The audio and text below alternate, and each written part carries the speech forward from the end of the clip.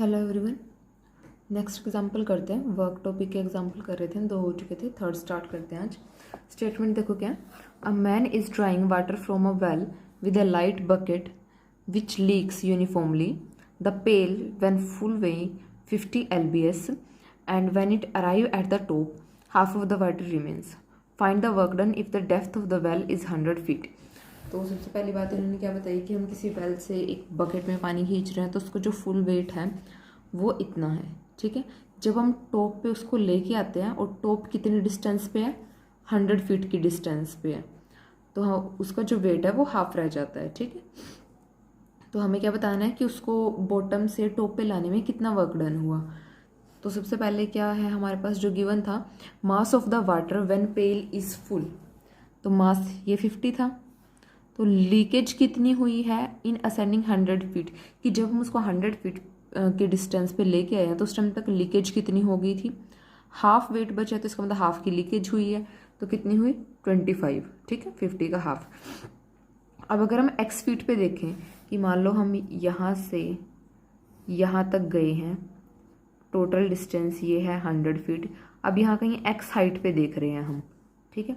X height पे कितनी leakage हुई है, वो कितनी होगी 25 बाई में 100 इंटू में एक्स, जो हमारा एक बेसिक फॉर्मूला होता है निकालने का कि 1 फीट पे इतनी हुई, एक्स फीट पे उससे मल्टीप्लाई हो जाता है, तो वो कितनी होगी 1/4x, ठीक है।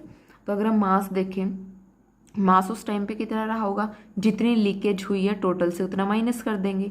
तो टोटल वेट से माइनस कर दो जितने की लीकेज हो चुकी है एक्स फीट पे, तो माइनस कर दिया, वेट की फॉर्म में इसको बना दिया कि इतना वेट रहा होगा, क्योंकि वर्क डन हम वेट की हेल्प से निकाल लेंगे। If del W is the small work done in raising the weight through a height del X against the gravity, then तो del W क्या होगा उस टाइम पे, जो स्मॉल वर्क डन हुआ है ये तो कांस्टेंट रहेगा, ठीक है, क्योंकि बहुत स्मॉल वर्क डन ले रहे हैं, तो ये इंटू में del X। तो टोटल वर्क डन कितना आएगा, इंटीग्रेशन ऑफ 0 to 100, और यहाँ पे क्या जाएगा dx, ठीक है। तो 50 का integration 50x minus x square by में 8, तो 0 से 100, यहाँ पे हम लिमिट रख देंगे और ये सॉल्व करके आपके पास आंसर आ जाएगा।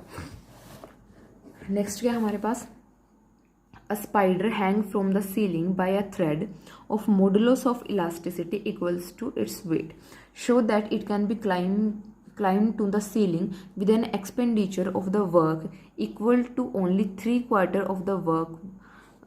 What would be required if the thread were in elastic. ये किसी सीलिंग में किसी थ्रेड की हेल्प से हमने एक स्पाइडर को हैंग किया हुआ है, ठीक है, जहाँ पे उस थ्रेड की जो मॉडुलस ऑफ इलास्टिसिटी है वो वेट के इक्वल है। तो हमें क्या प्रूव करना है कि जो वर्क डन है वो किसके इक्वल रहा होगा। यहाँ पे तो इलास्टिक वाला लिया है हमने कि वो रहेगा 3rd 4th अगर वो हमारे पास इन इलास्टिक होता है स्ट्रिंग, ठीक है। तो सबसे पहले हम क्या लेके चलते हैं कि L जो है नेचुरल लेंथ है थ्रेड की, A जो है B it's extended length when the spider hang in the equilibrium at one and. तो ये किसी सीलिंग से हमने यहाँ पे ऐसे हैंग कर दिया, यहाँ पे कोई स्पाइडर हैंग है, ठीक है। तो इसकी हमने सपोज कर लिया ये इसकी एक्चुअल लेंथ थी, ठीक है। अब उसके वेट से वो कुछ ना कुछ तो वहाँ पे इलास्टिसिटी प्रोड्यूस हुई होगी, तो उसकी लेंथ भी इंक्रीज हुई होगी। तो ये टोटल लेंथ हमारे पास A है, ठीक है। तो अब हमारे पास जो वेट है स्पाइडर का वो टेंशन के इक्वल रहा होगा, क्योंकि ये नीचे की तरफ लटकी है। अगर आप सपोज करके देखो, ठीक है, कि किसी आप रबर सोच सकते हो कि जो रबड़ होती है उस पर हमने कुछ भी वेट नीचे लटकाया हुआ है, ठीक है। तो जितनी उसमें टेंशन प्रोड्यूस होगी वो टेंशन कितनी प्रोड्यूस हो रही होगी, जितना वेट होगा उतनी इलास्टिसिटी से वो उसको खींच रहा होगा, उतनी वहाँ पे टेंशन प्रोड्यूस हो रही होगी, ठीक है। तो यहाँ पे जो वेट ऑफ स्पाइडर है वो कितना होगा, जितनी टेंशन हुई होगी थ्रेड में, ठीक है। वेट मतलब जितना उस चीज़ का वेट होगा उतनी ही उसने टेंशन प्रोड्यूस की होगी उस टाइम पे। तो वेट हमारे पास यहाँ कितना होगा, जो मास है इनटू में जी, क्योंकि ग्रेविटेशनल फोर्स भी एक्ट कर रहा होगा यहाँ पे, हमने ऐसे हैंग किया हुआ है। और टेंशन कितनी होती है हमारे पास मॉडुलस ऑफ इलास्टिसिटी, जो हमारे पास कांस्टेंट होता है, ठीक है। और यहाँ पे क्या आती है, जितनी एक्सटेंशन प्रोड्यूस हुई है। अब टोटल लेंथ एक्सटेंशन के बाद A है, एक्चुअल L है, तो एक्सटेंशन कितनी प्रोड्यूस हुई है A माइनस L, ठीक है, और एक्चुअल लेंथ थी L। अब लेमडा जो मॉडुलस ऑफ इलास्टिसिटी है वो इन्होंने क्या कहा है कि वो इक्वल टू वेट है हमारे पास, और वेट क्या है एम जी। तो लेमडा की जगह पे रख दो एम जी से एम जी कैंसिल हो जाएगा, क्रॉस मल्टीप्लाई करो, ए की वैल्यू आ जाएगी 2l। ठीक है, तो अब एक्सटेंशन कितनी हुई है, अब देखो, अब अगर आप यहाँ से देखो, अब ये ए क्या है, यानी कि ये है हमारे पास 2l। ठीक है, एल टोटल लेंथ थी, सॉरी ओरिजिनल लेंथ थी, 2l हुई है एक्सटेंशन प्रोड्यूस होने के बाद। तो यानी कि एक्सटेंशन कितनी है, ये वाली एक्सटेंशन l रही होगी जरूर, तभी तो ऐसा हुआ है। तो यानी कि एक्सटेंशन कितनी हुई है थ्रेड में, l हुई है। तो हम यहाँ पे क्या लिख चल रहे हैं, when the thread is inelastic then the work done by spider in climbing the ceiling is, तब कितना रहा होगा, जितना वहाँ पे उसका वेट है इनटू में जितनी टोटल डिस्टेंस है। ठीक है, तो वेट कितना है उसका mg है, और टोटल डिस्टेंस कितनी उसने कवर की है 2l। तो यहाँ पे इन इलास्टिक थ्रेड में कितना वर्क डन हुआ है 2mgl।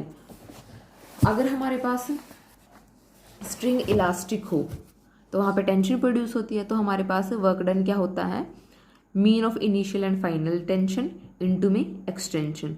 तो इनिशियल टेंशन कितनी रही होगी हमारे पास 0, और फाइनल टेंशन कितनी है हमारे पास जो वेट था। ठीक है, तो और उसका हमें क्या लेना है, मीन लेना है। तो इनिशियल प्लस फाइनल बाय में 2, और एक्सटेंशन कितनी है हमारे पास, एल लेंथ की एक्सटेंशन प्रोड्यूस हुई थी हमारे पास। तो यहाँ पे हमारे पास वैल्यू कितनी आ गई, हाफ mgl। तो एक्चुअल वर्क डन कितना हुआ है, एक्चुअल वर्क डन सब्ट्रैक्ट कर दो इन इलास्टिक में से इलास्टिक वाला, ये हुआ 3/2 mgl। ठीक है, तो इसको हम किस तरह से लिख सकते हैं, 2 से मल्टीप्लाई 2 से डिवाइड कर दो, और 2 mgl की वर्क डन था, इन इलास्टिक था जब स्ट्रिंग का। तो एक्चुअल वर्क डन जो वहाँ पे प्रोड्यूस हो रहा है वो हो रहा है 3/4 किसका, जब हमारे पास थ्रेड इन इलास्टिक था। लास्ट एग्जाम्पल है इस एक्सरसाइज का, the earth attraction on a particle varies as inversely square of its distance from the earth centre.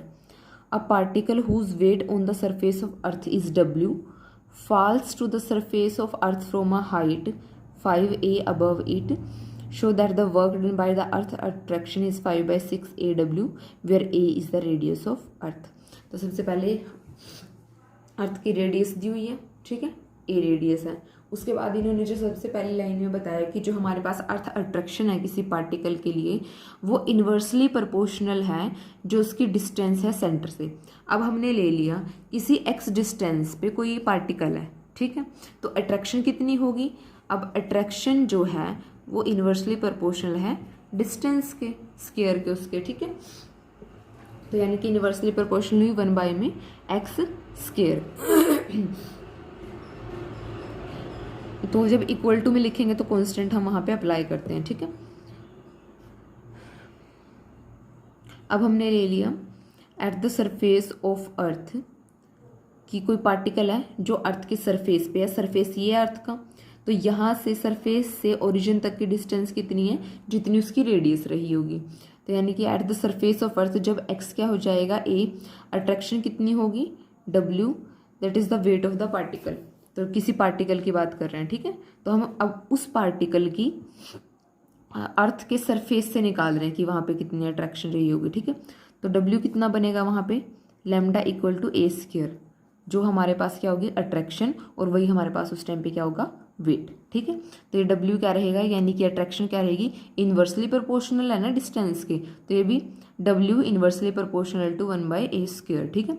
तो कांस्टेंट आ जाएगा लैम्डा, तो यहाँ से हमने लैम्डा की वैल्यू निकाल ली ए स्क्वायर W, ठीक है। तो अब यहाँ पे हम क्या निकाल रहे हैं, ये लैम्डा की वैल्यू रख दी हमने यहाँ, ठीक है। ये इन्होंने दोबारा वही बात लिखी, attraction at the height x, तो attraction at the height x ये थी ना, तो लैम्डा की वैल्यू रख दी, तो अब ये अट्रैक्शन ये बन गया ए स्क्वायर W बाय में x square. Therefore work done by moving the particle through the distance del x. अब इस डेल एक्स पे एक्स तक की तो बात होगी, अब इस डेल एक्स पे निकाल रहे हैं, तो ग्रेविटी के अपोजिट हम उस पार्टिकल को लेके जा रहे हैं, ठीक है, यहाँ से यहाँ लेके जा रहे हैं, तो हमारे पास वहाँ पे वर्क डन कैसा हो जाएगा, जो अट्रैक्शन है वो नेगेटिव हो जाएगी, ठीक है, और इनटू में क्या आएगा डेल एक्स। तो टोटल वर्क डन कितना हुआ। अब इन्होंने देखो यहाँ पे क्या कहा था कि जो पार्टिकल है वो अर्थ सरफेस से कितनी हाइट पे है, 5a हाइट पे है, वो इस सरफेस से 5a हाइट पे है, ठीक है, और हम मेज़र कर रहे हैं सेंटर से, तो टोटल हाइट कितनी हुई उसकी यहाँ पे 5a, तो यहाँ तक और a यहाँ तक, टोटल कितनी होगी 6a, ठीक है, अप टू कहाँ तक, इस सरफेस तक, तो ये कितनी रहेगी 6a टू a इंटीग्रेशन रहेगा। तो अब इसका यहाँ पे इंटीग्रेशन कर दो, जो हमारे पास वर्क डन आया था, तो w यहाँ पे कॉन्स्टेंट है तो वो बाहर रहेगा, x का इंटीग्रेशन 1/x² का इंटीग्रेशन -1 में x, और यहाँ पे आप लिमिट रख दोगे तो हमारे पास यही आंसर आ जाएगा 5 में 6a w।